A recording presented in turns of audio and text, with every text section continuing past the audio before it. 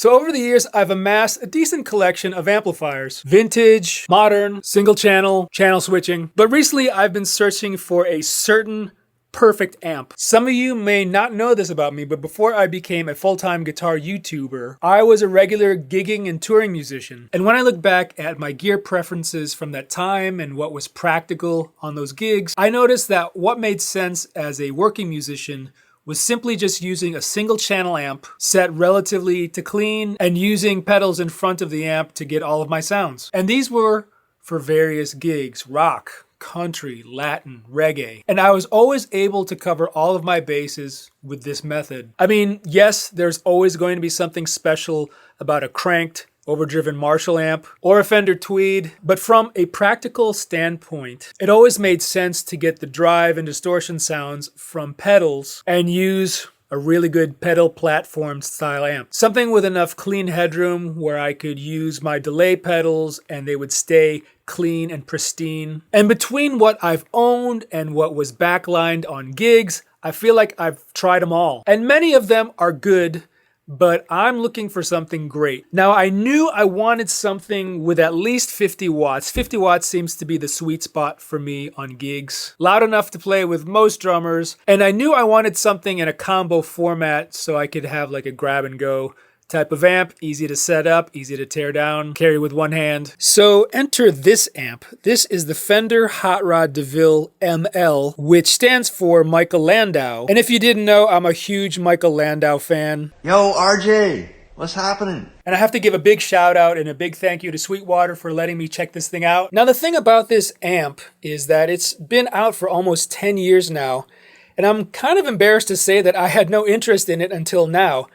To be perfectly honest, I was never a big fan of the Deville amps. I had one in college when they first came out. I gigged and recorded with it and ended up trading it in for a vintage Bassman. But my deep search for that perfect pedal platform amp and being a Michael Landau fan, yo, RJ, put this ML series version on my radar. And what's special about the ML version and different than the original Hot Rod Deville is that it's essentially a clean, loud amp with 2 volume settings and a boost. So there's not really a dirty channel. I don't even think it's meant to break up, but we'll find out later. So it's 60 watts, not quite a twin reverb loud, but it's loud. It's powered with 2 6L6 tubes, 2 12 speakers with Celestion V-type speakers. But like I said, it has 2 separate volume controls with a boost on volume 2. Ideally, you would want to set the volume 2 to be a little bit louder, with or without the boost on, kind of to act as like a solo volume boost. Onboard spring reverb, honestly one of the best I've heard on a Fender amp. And there is an effects loop, which you almost don't really need because the headroom on this amp is so good. So something that I've learned is not every clean amp makes a good pedal platform amp. It's kind of hard to describe, but certain clean amps have a very distinct tone stack or like a frequency response that for some reason makes certain overdrive and distortion pedals sound bad. My understanding is that this amp is voiced not only to Michael Landau's specifications, but also specifically to take overdrive and distortion pedals really well. And we are going to see if that's indeed the case. And also a little bit later, because this is a Michael Landau inspired amp and I'm a huge fan, we're gonna see if we can get some classic early Landau 80s session guy tones. Hi. All right, so I got the amp plugged in. I have it mic'd with a Royer 120 ribbon mic and an SM57 going straight through an Apollo Twin interface into my computer. I do have a little pedal board that I made that I'm gonna show you guys in a little bit, but on the board I got a bunch of overdrives and a delay, starting with a good old Ibanez TS-808 Tube Screamer. We've got a J.Rockett Archer Jeff Mod, which is my favorite Klon style overdrive. We've got this new Wampler Rewired pedal, which is the Brent Mason signature dual overdrive. We've also got the JHS Violet pedal, the Larry Basilio signature overdrive distortion pedal. And then we have a J.Rockett 45 caliber overdrive, which is kind of like a Marshall JTM 45 style. And then my favorite delay pedal at the moment, and a lot of people's favorite delay pedal, the Keeley Halo Andy Timmons dual echo. But before we get into the pedals, let's just hear the amp by itself. Clean as it is. I'll be demoing this with both a Strat and a humbucker so you can hear the differences. But right now I'm just on channel 1 using volume 1.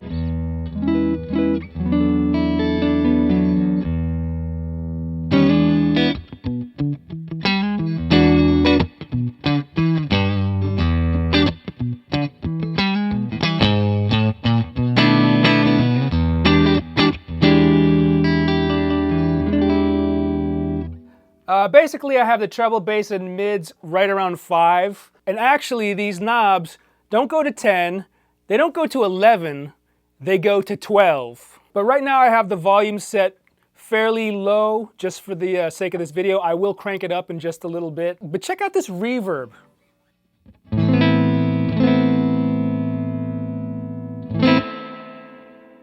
That's on 5.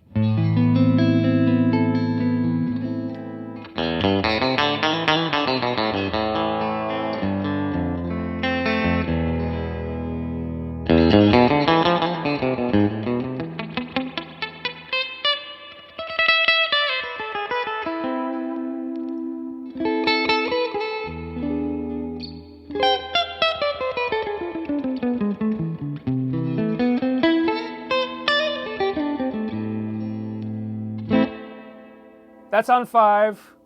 This is on 10.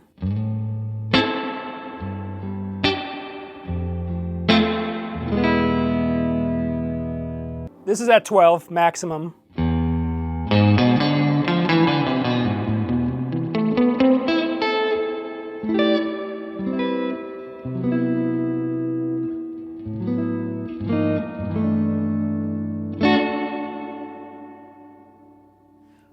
Plenty of luscious reverb on tap. I like to keep it right around 3.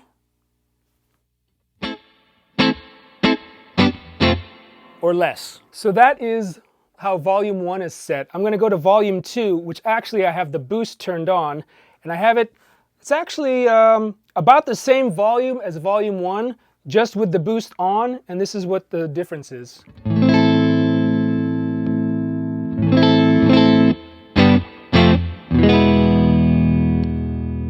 Volume 1.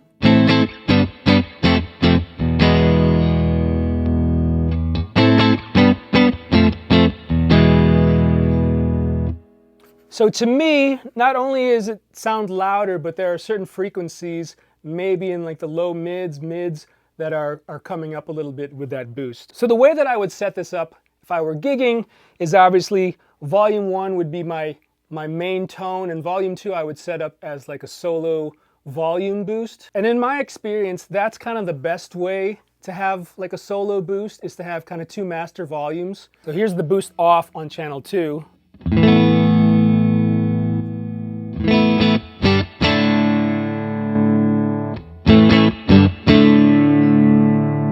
So a pretty decent volume boost. Effectively, you could treat this as like a 3-channel amp. You've got your volume 1 setting, you've got your volume 2 setting, and then you've got the boost on volume 2. So now I want to try it with a Les Paul with humbuckers, just to test the headroom, because you know, with humbuckers, it can send an amp into overdrive pretty quickly. So this is volume 1 again.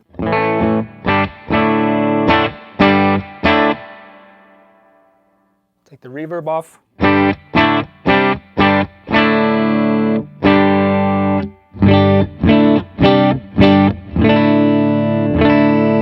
Still stays really clean.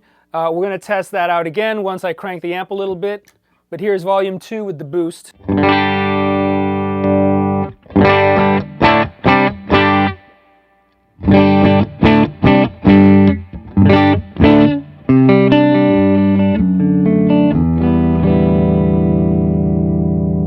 Now we're going to crank up the amp a little bit. Okay, so I've cranked up the amp to about 4. I think this is where Mike says he likes to keep it for gigs. It's loud.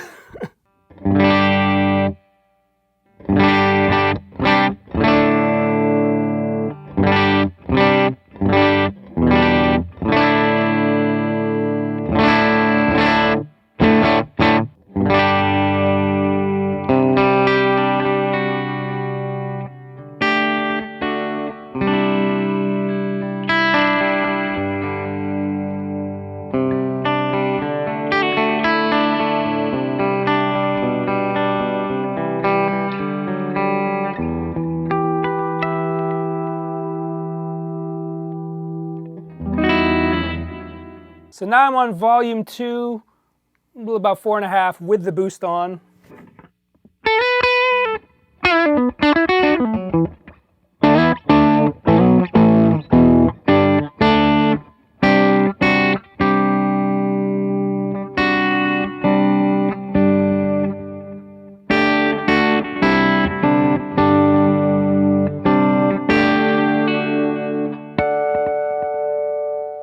So it's still pretty clean. I think I'm sensing that it could get a little bit more power tube breakup.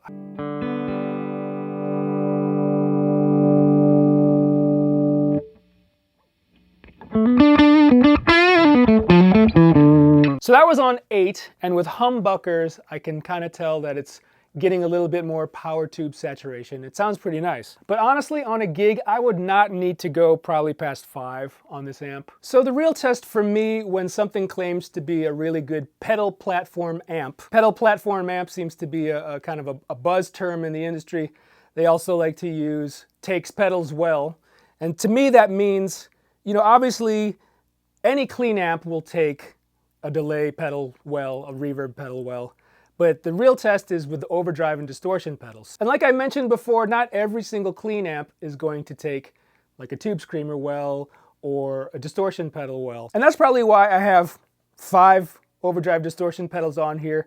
And we're probably going to test a little bit more. I've got like a Fuzz Face, some other high gain pedals we're going to test out. But let's start with the fan favorite, the good old green Ibanez Tube Screamer. So treble bass and middle are still around 5. Here's the Tube Screamer.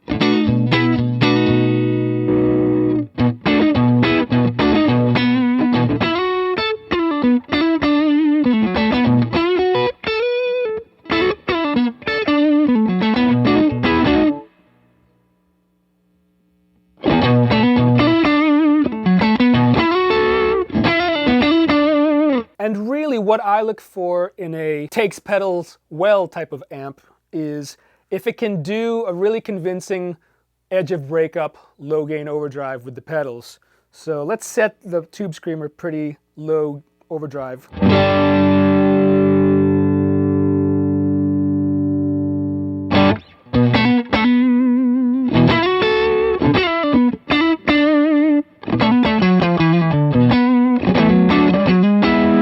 So right now I have the overdrive almost at 0. So I'm using the Tube Screamer as kind of like a boost EQ pedal right now.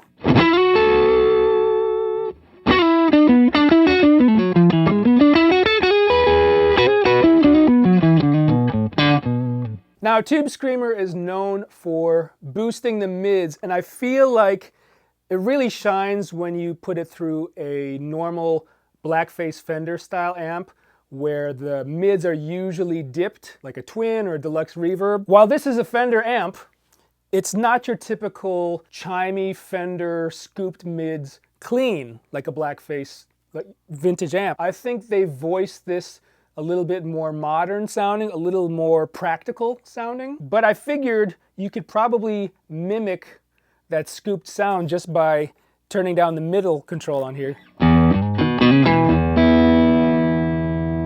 So that's with the middle down at nothing. Tube Screamer off.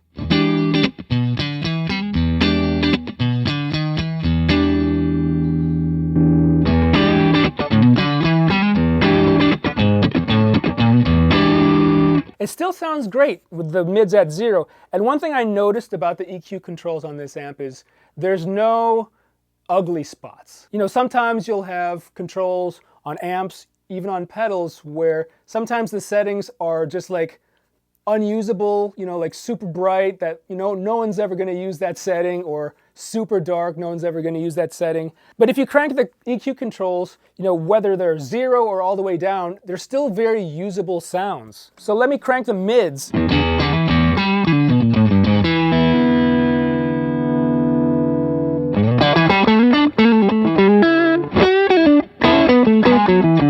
Now that's the mids all the way at 12, and there's nothing offensive about it. It's actually pretty usable. It's like super, super mid-heavy, obviously, between the Tube Screamer and the mids all the way up. But that's going to cut through a band for sure. Same thing with the bass.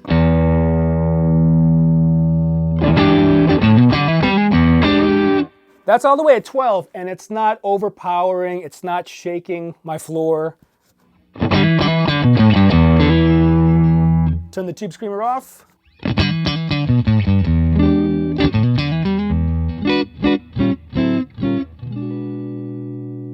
It's a very practical range of EQ. So let's try this Tube Screamer sound on volume to the boost and see what the difference is.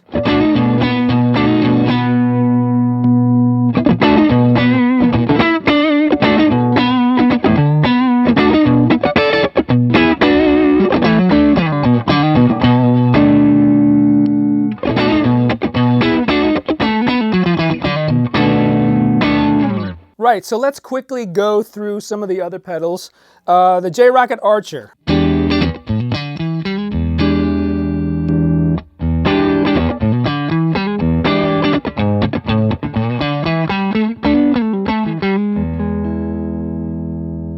So the way that I have this set, and the way I usually like to set this Archer, is it just kind of gives character to a clean amp, especially an ultra clean amp like this one.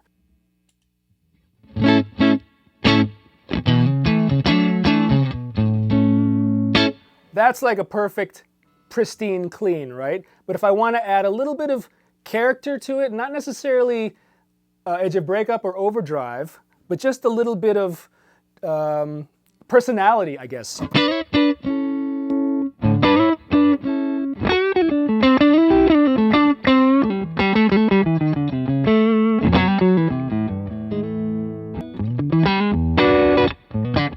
So it does overdrive a little bit when I dig in, right?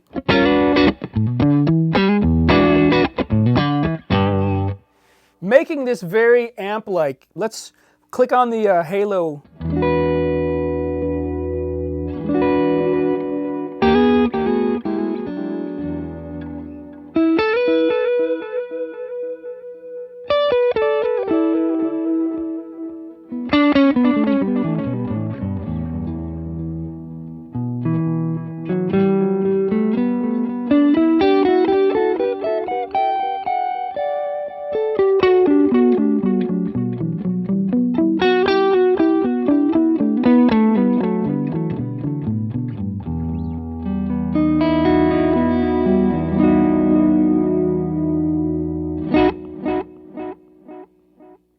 And I love the fact that I'm putting everything through the front of the amp. Like I said before, there is an effects loop that I could put all my delays and reverbs and time-based effects through. You don't really need to. So let's move on to a little bit more overdrive with the Wampler Rewired.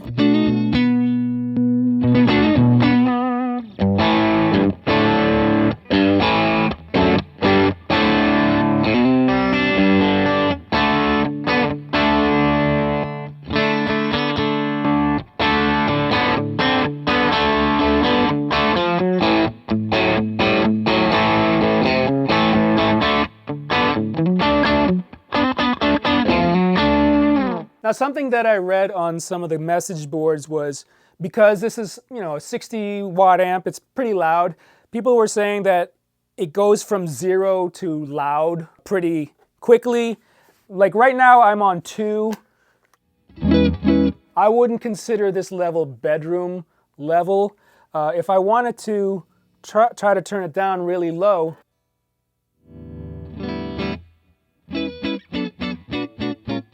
it does get pretty bedroom level right there.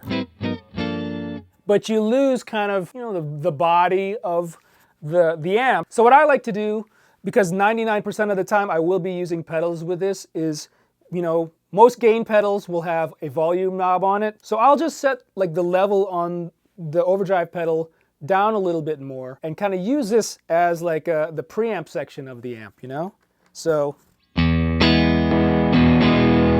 I can bring the level down to...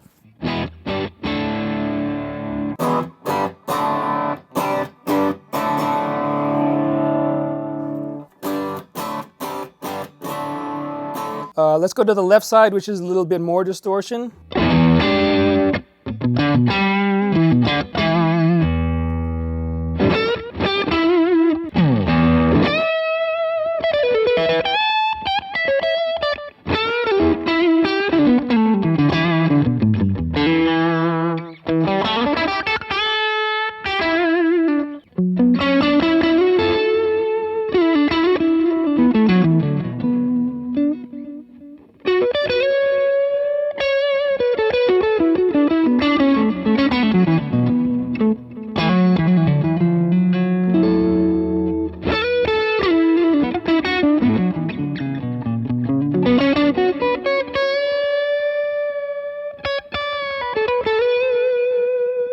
let's move to humbuckers to try out the JHS Violet pedal. So this is kind of going to be like a high gain sound.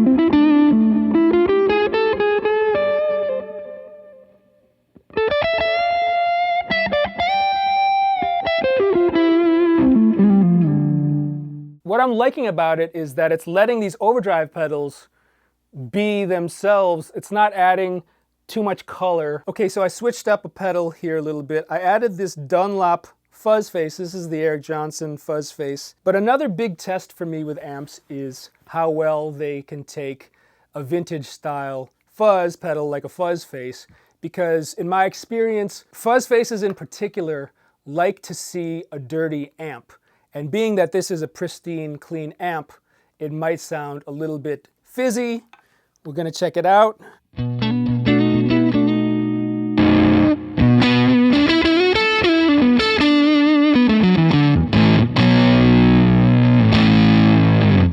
So it's definitely a little bit more sizzlier than I would like. Now this is where the 45 J.Rockett comes in. So I like to use the 45 caliber to mimic the sound of like a Marshall, an old Marshall Plexi JTM 45. And it's not really set to an overdrive sound. Check it out. You can barely hear a big difference, but it's all in the way of when you attack, right? Here's with it off.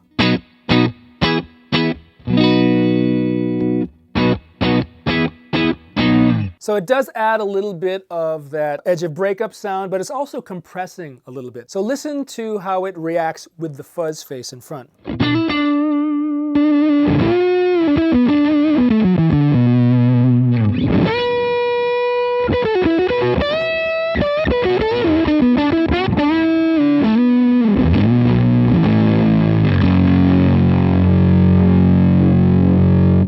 Hear how it kind of smooths out the Fuzz Face? Here's with it off.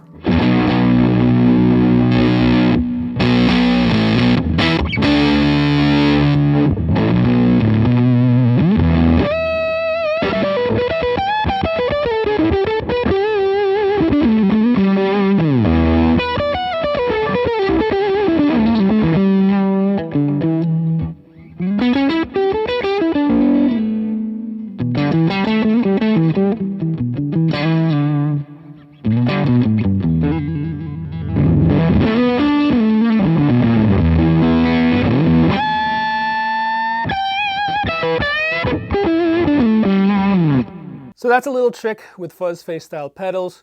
You put a little overdrive after it if you're going into a completely clean amp. Okay, just for fun, I pulled out some different pedals, kind of mimicking Michael Landau-esque tones from the 80s rack era. On the floor, we've got the J.Rockett Archer compressor. We've got the Vemoram Butter Machine, which is the Michael Landau signature distortion based on his Maxon SD9. We've got an Eventide Tricera chorus, and we still got the Keeley Halo. I've got one of my James Tyler Studio Elites. Here's how it sounds.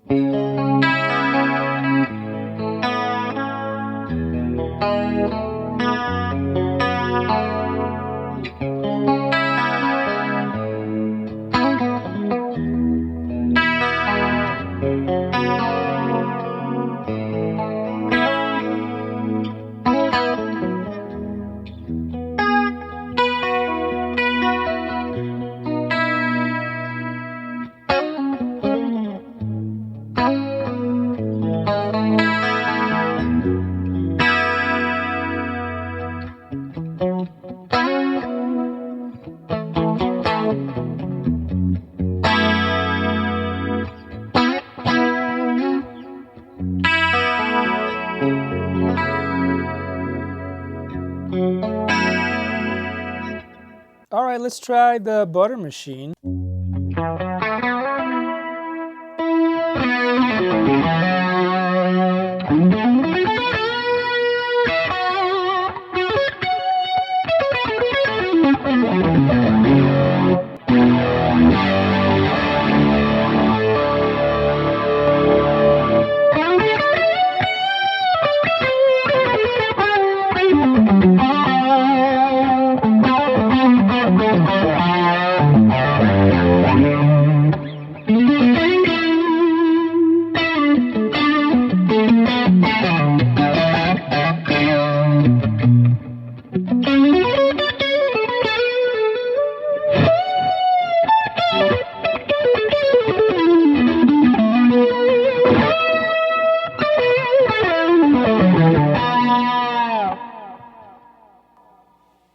Wow. All right, y'all, there you have it. This is the Fender Hot Rod Deville ML212 combo amp, inspired by Michael Landau. Again, super big thanks to Sweetwater for letting me check this out. If you'd like more info on this amp and how to buy it, I'll put a link down in the description. And if you'd like to see more videos like this, gear demos or guitar lessons, click that subscribe button. I'm RJ Ronquillo, and I'll see you in the next video.